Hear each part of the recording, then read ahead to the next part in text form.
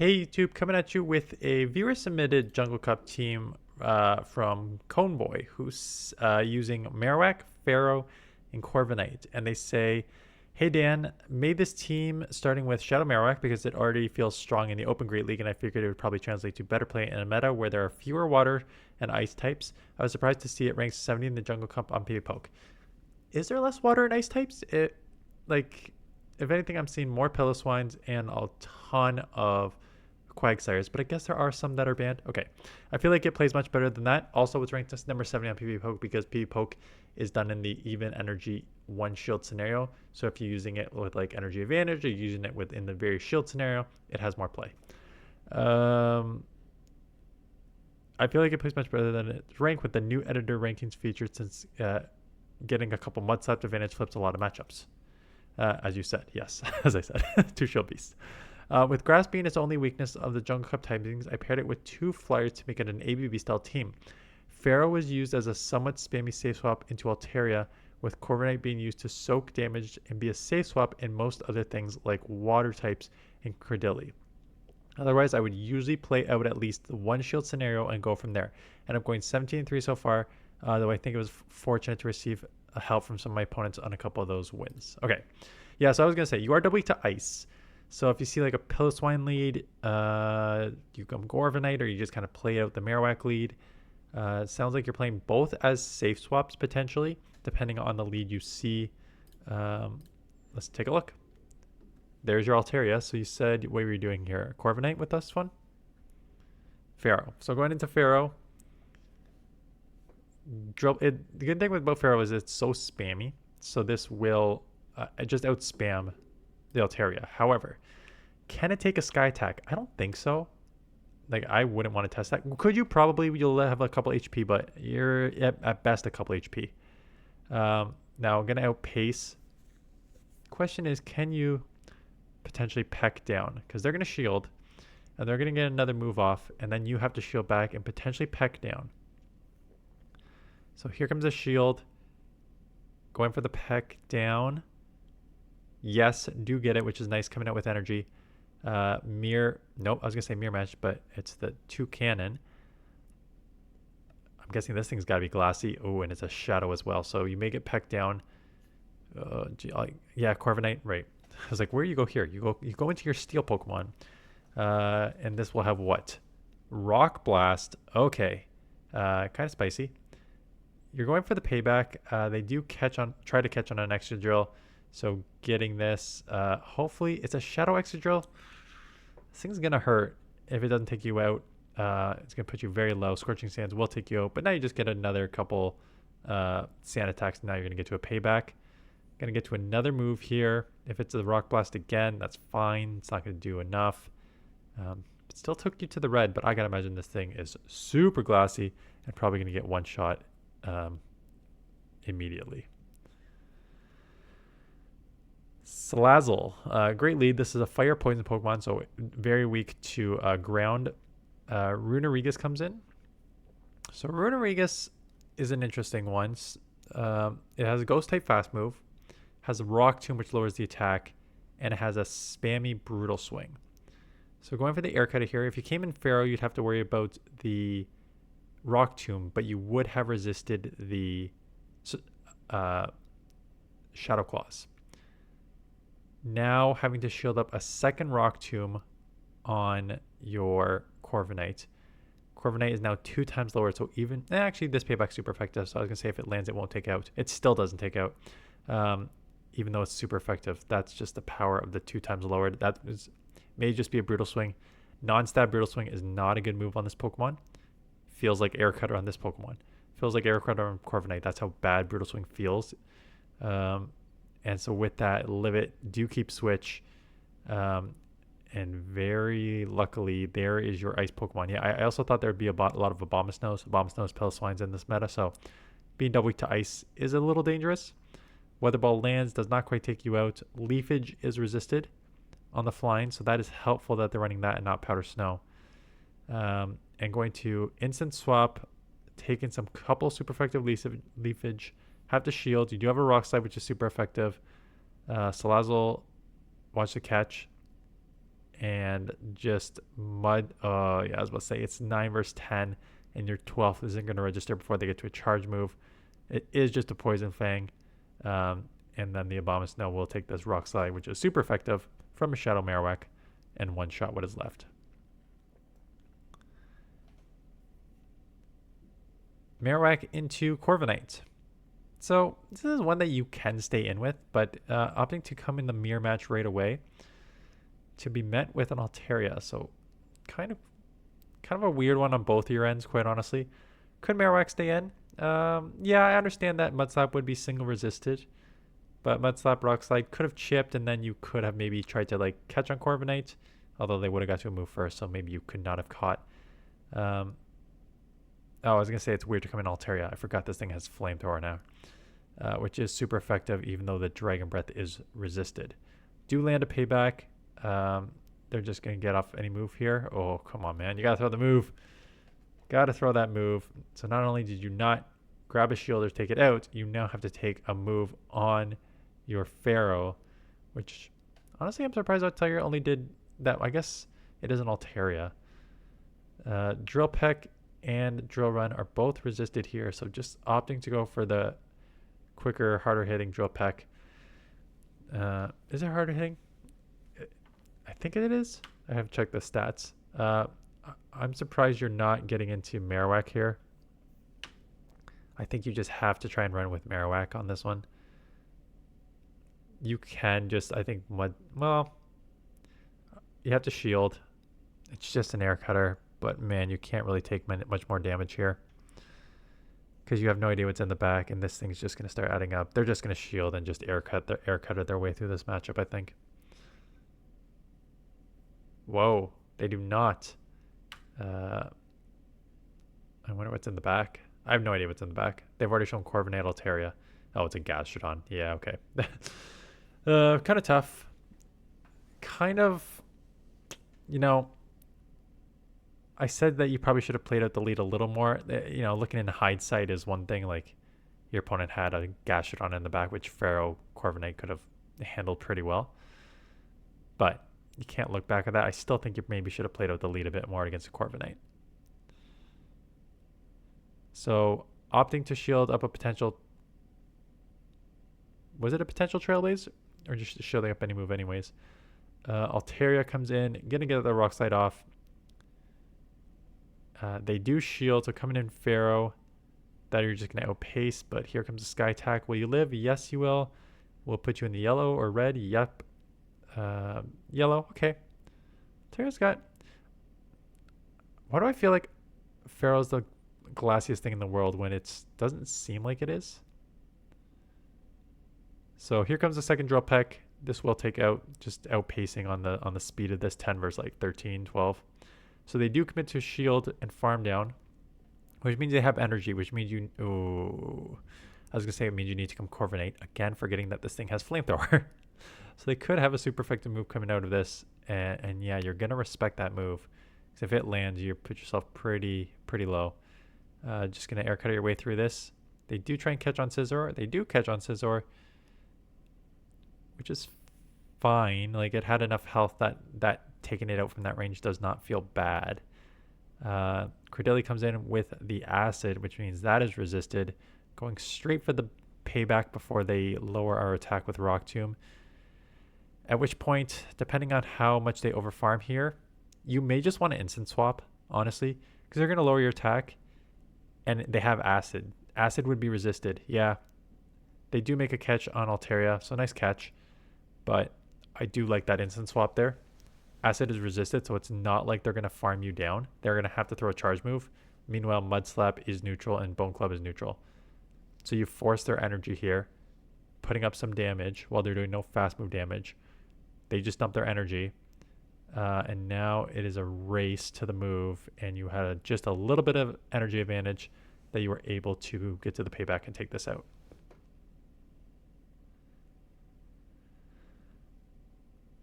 Marowak into...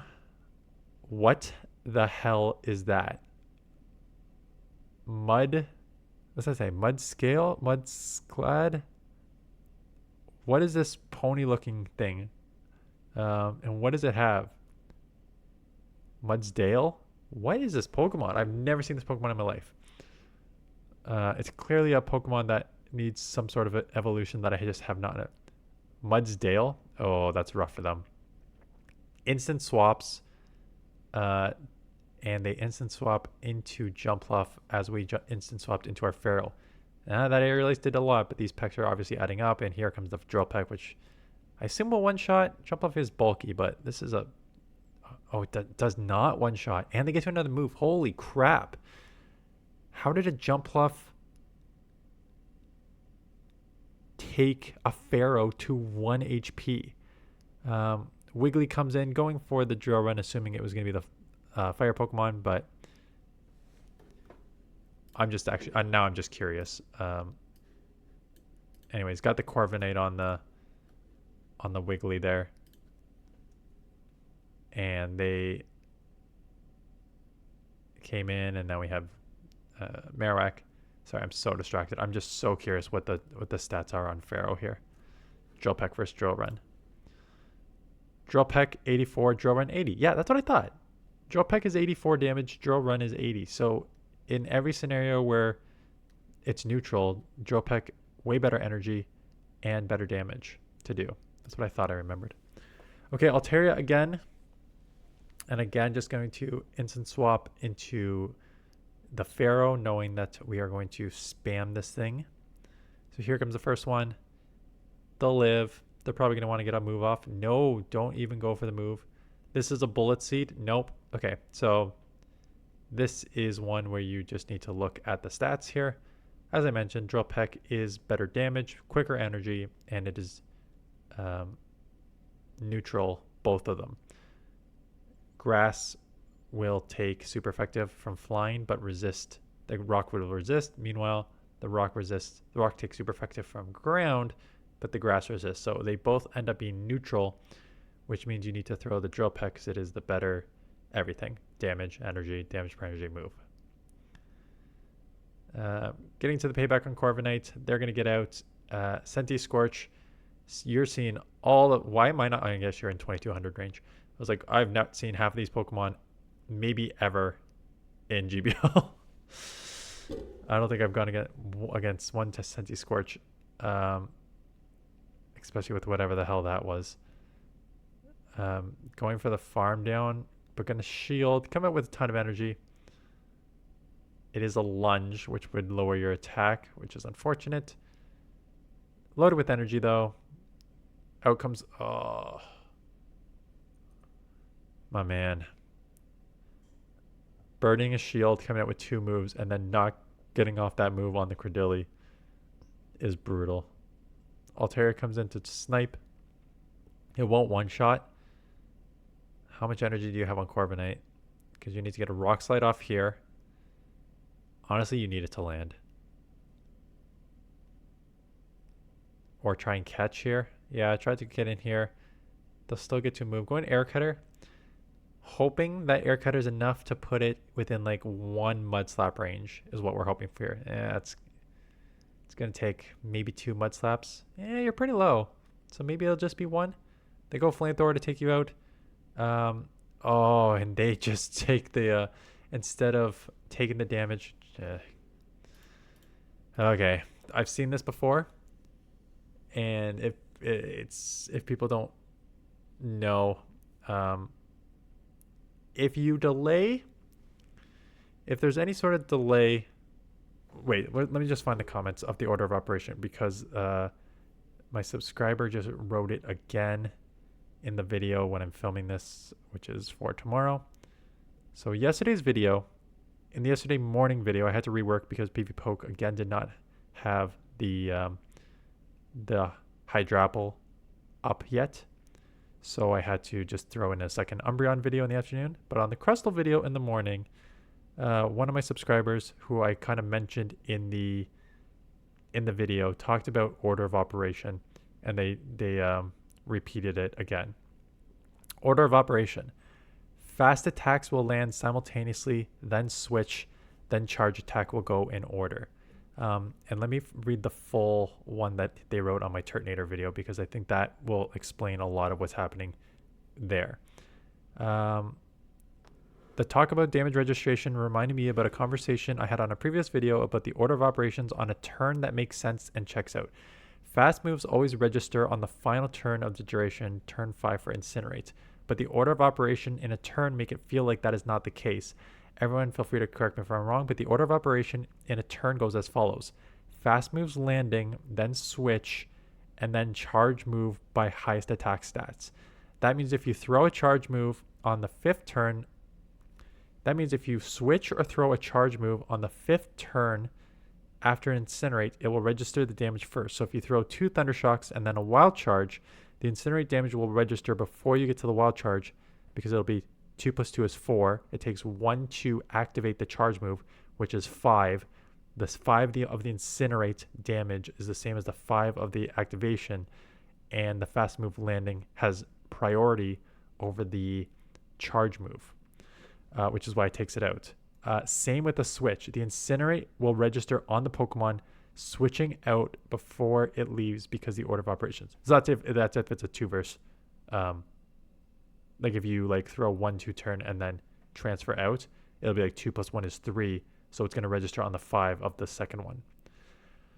So basically what happened here is your opponent hesitated maybe 1 or 2 turns and then switched, which took a turn, and then the damage registered before their charge move came up. And even if it didn't register before charge move came up, let's say it took 1 turn. Let's say it was a 3-turn Mud Slap, and your opponent hesitated for 1 turn. And even if they got out after the 1 turn for 2, and they pressed that charge move, it would take 1 turn to activate that charge move. And so it'd be 3 versus 3 turns, which means that the fast move landing would land before the charge move can be activated. And that is why multiple times you have seen in my last couple of videos that the Dragon Breath damage, I have a charge move, but my opponent comes in and with Dragon Breath and registers the Dragon Breath before I can even press the charge move, because it's the 1 turn taking priority for the fast move. Anyways, these are the types of things that you need to, I made a video back in the day about how to transfer damage, like way back in the day. It's one of my first videos. It's something that like a lot of you maybe came to my video because this was when I had less than 1,000 subscribers. And I made this video. Some of this stuff is out of date now because they changed the mechanics. But one of them was like transferring damage. And that was essentially what I was talking about. Like if you are against an Incinerate user and you have a Pokemon that has like a 2 or 3 turn move, you can throw that 2 or 3 turn move and then switch, and that damage will register on the next Pokemon. And I explained this in a video when I had less than 1,000 subscribers, and Poke Daxi put it in his video, and that's why a lot of you came over and helped me finally get over the $1,000 person subscriber. Anyways, a little bit of a sidetrack there, but I think an important one when it comes to some of these technical aspects that will affect the game. Okay, terrible lead against Greninja. Just going straight for the air cutter because payback is resisted. Greninja is glassy enough that, yeah, 2 air cutters are actually going to cause it problems because the sand attack is adding up enough, and Greninja is just so glassy. You'll live a Hydro, but probably not the next move here. So you need to make a decision. Do you want to shield? You do shield. So I go like 2 and throw. And that's what you did. 2 turns and throw. And they do shield, knowing they're going to get to another move here. At this point, I think you just let go and come in. Like, switch timers over. I think you just come back in. Going to come in with the Marowak, putting a lot of pressure with those Mud Slaps to take it out, hoping that they don't have a second answer, and holy crap, they do not. Oh, what a dumbass. Sorry. Your opponent. What a mistake by your opponent. Well, yeah, we actually have seen that this matchup is not as terrible, but you had the Marowak, and they had a Jumpluff and Clodsire, and I guess they misclicked because they came in with the Clodsire into Marowak and then immediately switched out to their Jumpluff, which was then met by the fearow because you can just take switch, and now you have your Marowak on their Clodsire. So I'm assuming maybe not what I called them, maybe just perhaps a misclick. But what are you doing moment for sure. So with the shield advantage against a Clodsire, all sorts of problems for your opponent here. And we'll take them out.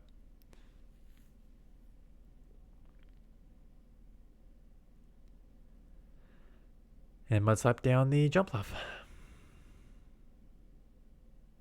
Again, Altaria. This is not surprising. Like, I gotta find... honestly, and maybe you do just go back to Smackdown Crustle.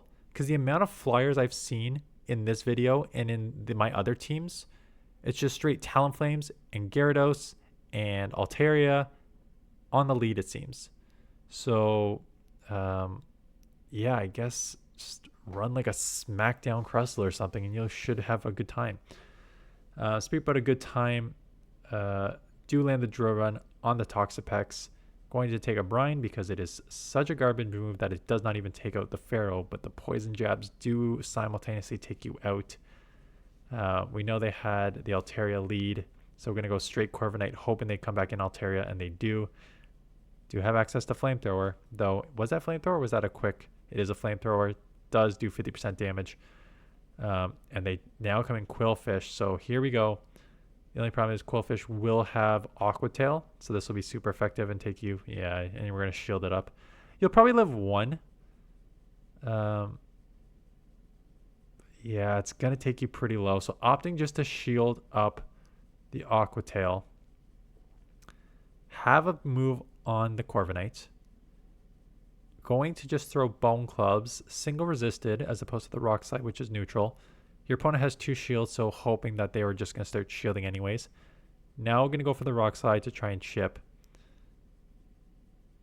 And it lands, and now because that lands, they're in the red, which means this is an easy air cutter bait because they're already in the red that they have to shield. And you can honestly just go back and CMP, so you're going to be taken out here, but did grab a shield. And then you should be able to just Bone Club if you can get to it before. And if you can't, can you live a Sky Attack? You may even live a Sky Attack. Altaria is just not attack heavy enough that you probably live this with a few HP. Yeah, do live it with a few HP, but kind of a good end game there. Baiting, hitting the hard move, sniping with that air cutter. Your opponent recognizes that they probably should have won that game, but not the way it ended. Talonflame, oh look, another flyer.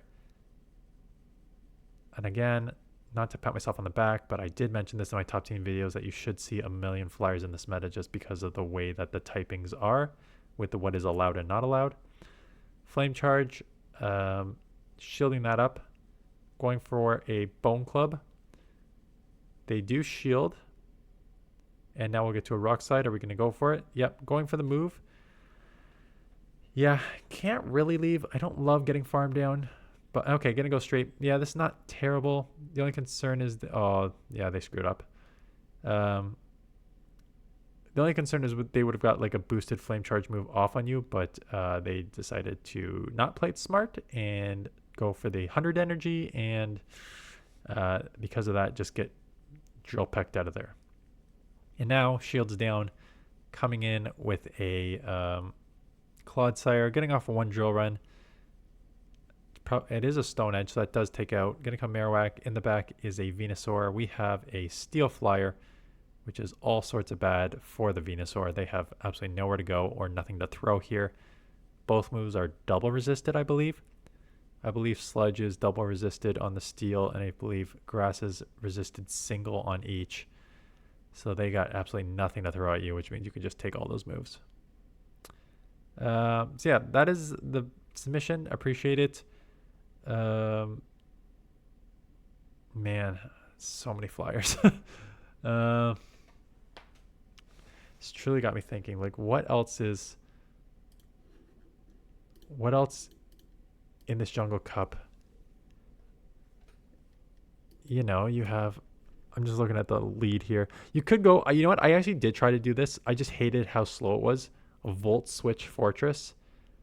It would be neutral against, the problem is like you have Talonflame, which hit double super effective over your super effective, and Altaria neutralizes it because of the dragon. So that's not as straightforward. What you need is like a rock throw user. So you could do Crustle with Smackdown.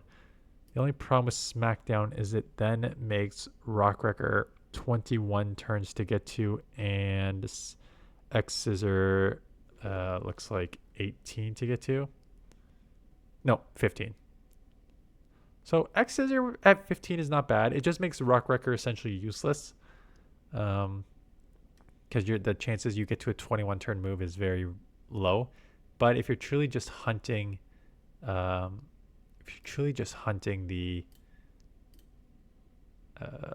flyers, which seem to be everywhere, that seems to be a good one.